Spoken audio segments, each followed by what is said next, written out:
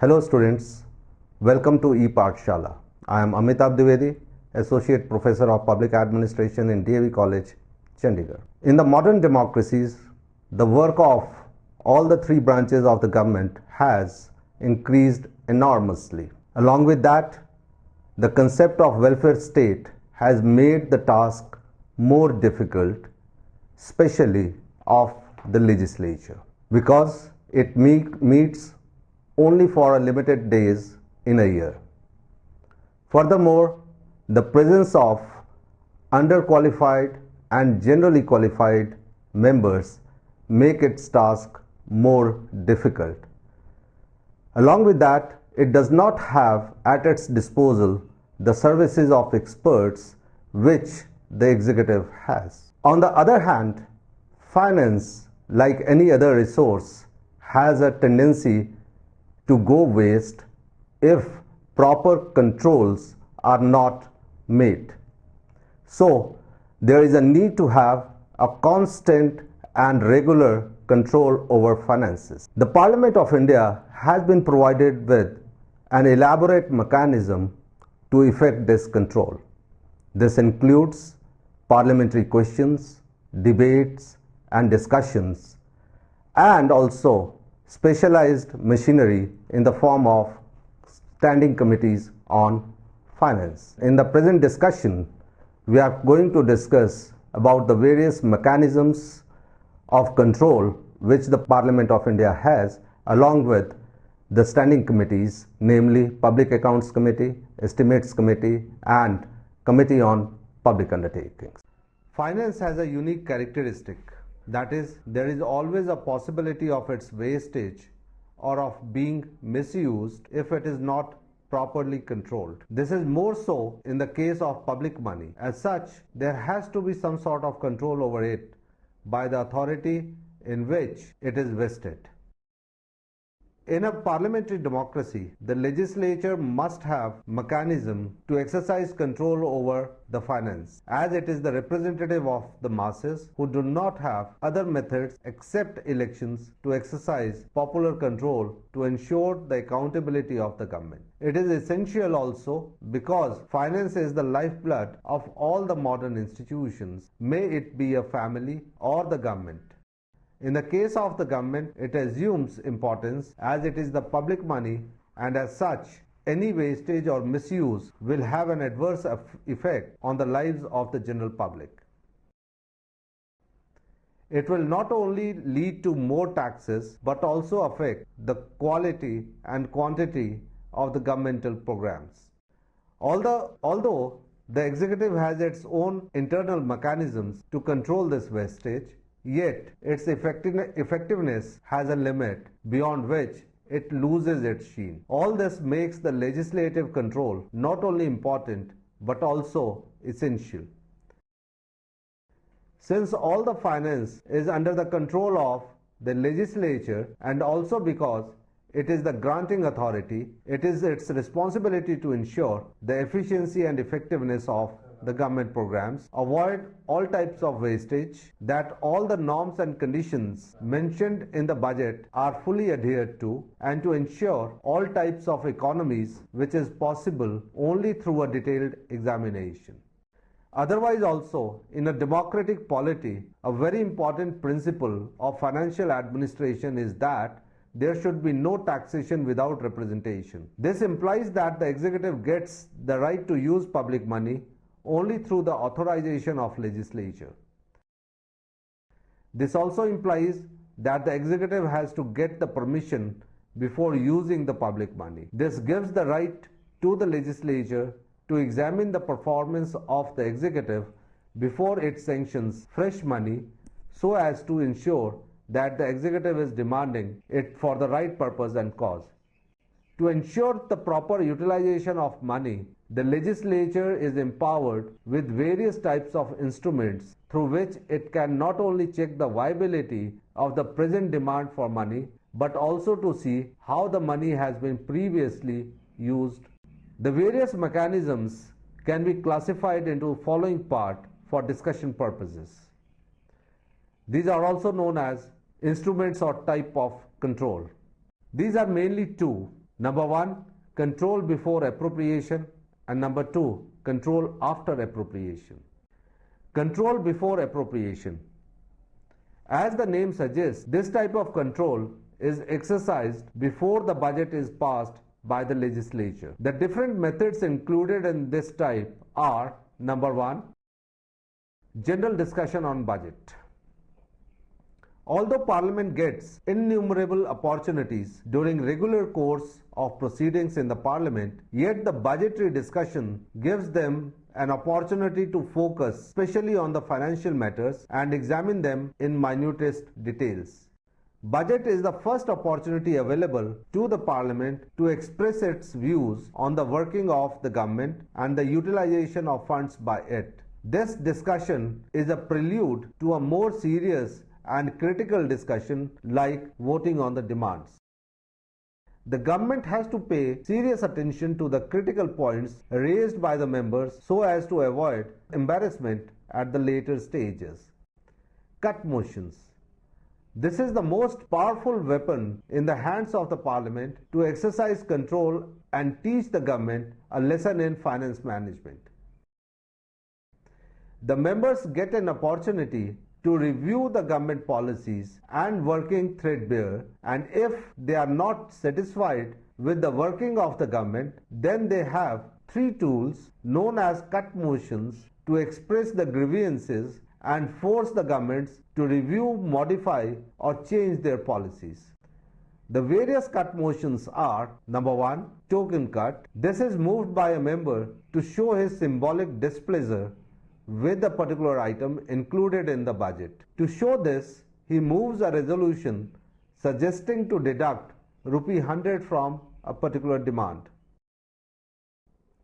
Economy cut. This is moved when a member feels the government is extravagant in spending money and is not trying to bring economy in spending. In such a case, he can suggest a specific amount to be deducted from the total amount demanded by a particular ministry.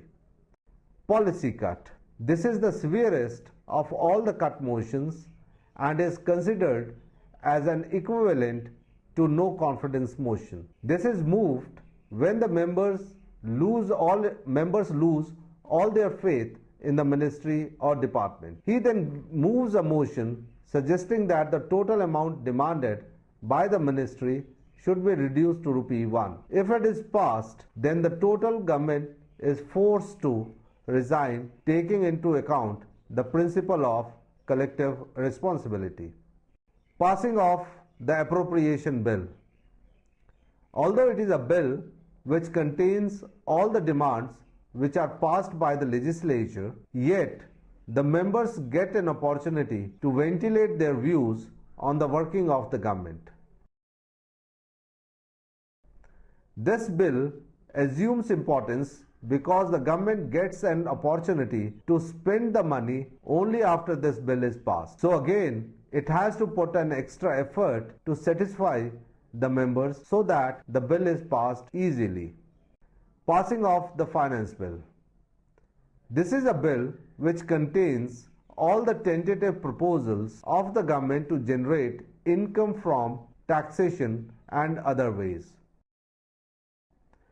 The government cannot take this bill lightly and cannot ignore its passage, because if it is not passed, then the government will not have sufficient funds to spend. The members get an opportunity to reduce or reject the proposal if they are not satisfied.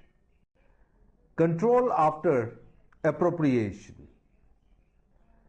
The Parliament also exercises control over finances after it has been utilized to see whether the money is used as per its instruction or not. The 2 main institutions available to the Parliament for this purpose are audit reports and number 2, the standing committees on finance.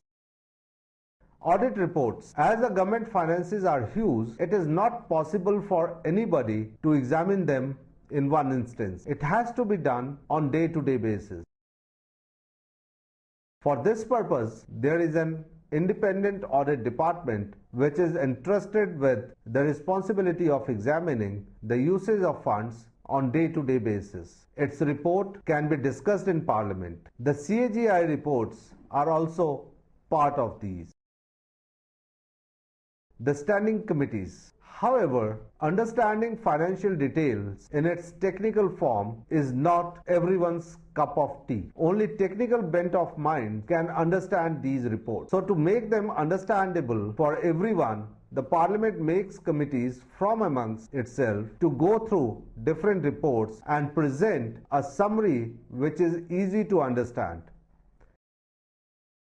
This is to make everyone understand the financial performance of the government and to take appropriate actions. There are 3 standing committees for this purpose, namely the Public Accounts Committee, the Estimates Committee, and the Committee on Public Undertakings. Public Accounts Committee. Public Accounts Committee constitutes to be the most important of all the committees constituted to control the finances of the government. This is because it is this committee which ensures that the money has been actually spent in a manner in which it was meant to be spent. All the procedures which have been imposed by the Parliament have been fully adhered to. This committee was first of all set up in 1921 under the rule framed under the Government of India Act 1918. The then Governor General was empowered to constitute this committee at the central and provincial levels to examine the accounts of the government and to point out the irregularities. The Government of India Act 1935, a specific provision was made for the constitution of this committee. After independence, under the Constitution, the CAGI report is to be placed before Parliament, which shall constitute a Public Accounts Committee to examine the report. Composition. In the beginning, the strength of this committee was 15, but was increased in 1953 to 22 so as to include 7 members from the Rajya Sabha also. This was done because the Constitution has used the term Parliament under Article 151. So at present, the committee has 22 members, 15 from Lok Sabha and 7 from Rajya Sabha. All the members and the chairperson are elected on the basis of their respective strength of the parties in Parliament. If the Deputy Speaker happens to be a member of committee, then he automatically becomes chairperson. Otherwise, the chairperson is elected by the members. However, in recent times, a tradition has evolved to elect the chairperson from the opposition party. Functions of the committee. That the expenditure was spent by the authority which was meant to govern it, that it was done in accordance with the provisions made on this behalf, that due economy has been exercised in the financial transaction, that high standards of public morality has been observed, and to examine the report of the CAGI in cases where the President may have required it to conduct an audit of any receipts or accounts. The Estimates Committee. The second most important committee of the Parliament is the Estimate Committee. It is different from the other committees in the sense that the other two exercise post-mortem control, whereas the Estimates Committee exercises ante-mortem control. From this angle, it becomes more important as it can stop the likelihood of the misuse of money in the beginning. Further, it can also stop the non-performing departments from demanding any more funds, thereby making available funds for important purposes without burdening the taxpayers. Although the Estimates Committee was formally constituted in the year 1950, yet similar type of committees were present in India since 1822. However, a serious thought to the constitution of the committee was given in 1930s when the whole world was under the influence of Great Depression and the government wanted to reduce its expenditure, but nothing concrete was achieved till 1950 when the new constitution of independent India was in the process of making. The then finance minister accepted the idea and eventually the committee was constituted on 10th April 1950. Composition. It consists of 30 members, all elected from Lok Sabha on the basis of the respective strength of the parties. However, the ministers cannot become its members. The chairman is appointed by the speaker. However, if the deputy speaker is a member, then he automatically becomes the chairman. The term of the committee is 1 year and the quorum 1/3 of the total members. Functions. The most important functions of the committee include: number 1, to report what economic improvement to increase the efficiency or administrative reform consistent with the policy underlying the estimates may be affected. Number 2, to suggest alternative policies in order to bring about efficiency and economy in administration. Number 3, to examine whether the money is well laid out within the limits of the policy implied in the estimates. And number 4, to suggest the form in which the estimate shall be presented to the Parliament. Committee on Public Undertakings. The Committee on Public Undertakings is another tool in the hands of the Parliament to control the public expenditure. We all know that a very huge investment of the public funds has been made in the public sector enterprises, which were considered as the mainstay to create and develop the infrastructure necessary for making India tread on the path of economic development without facing any problems of depending on others. The most important ones are known as Navratnas. However, it was equally important that the Parliament should maintain a very strict and strong vigil over these so that public funds are not misused or wasted, which is a distinct possibility since the enterprises are operationally outside the direct control of the government. This makes the committee very significant in the overall control mechanism of the government and in no way less significant than the other two committees discussed above. Composition. The committee consists of 22 members, 15 from the Lok Sabha and 7 from the Rajya Sabha. The members are selected on the basis of their respective strength of their parties in the Parliament through single transferable vote. The chairperson is appointed by the Speaker from amongst the members. No minister is allowed to become member of the committee. If, however, a member becomes a minister, he ceases to be a member. Functions.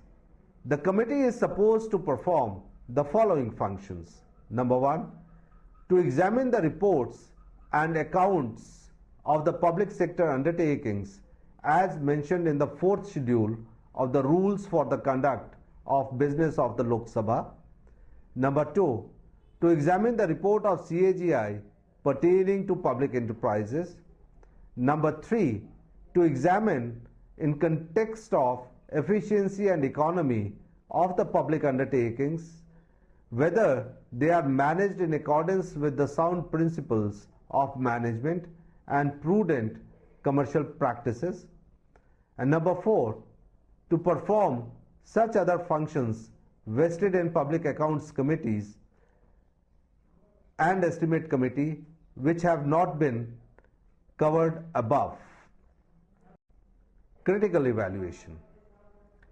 A study of parliamentary control suggests there are a lot of shortcomings which need to be taken care of in order to make it effective. These are: majority of ruling party in the parliament does not allow any meaningful criticism of the government. The tool of whip does not allow any individual member to form his individual opinion and he is forced to toe the party line. All the committees are dominated by the ruling party, which does not allow any faults to come out in the public. The post-mortem nature of the control also makes it less meaningful in the sense that nothing can be done to stop the wastage of funds. Generally, the evaluation is done 2 to 3 years after the expenditure has been incurred. As a result, no worthwhile action can be taken either to improve the functioning or to punish the guilty. So to conclude, we can say that India possesses one of the most elaborate mechanisms to effect control over finances. Moreover, the control mechanism is a continuous one and is present right from the preparation stage to the execution stage. Furthermore, it is at two levels. At individual levels, the control can be exercised through debates, discussions, and parliamentary questions, and at group level, it can be exercised through committees. However, it is also not free from shortcomings. These shortcomings are mainly due to the approach of the ruling party and the opposition. It has been seen that the ruling party try to bully the things, whereas the opposition try to sensationalize even trivial matters. So what is actually needed is that both of them should behave in a mature, wise and responsible manner so that the public money is not wasted and people do not have to suffer for no fault of theirs. Thank you.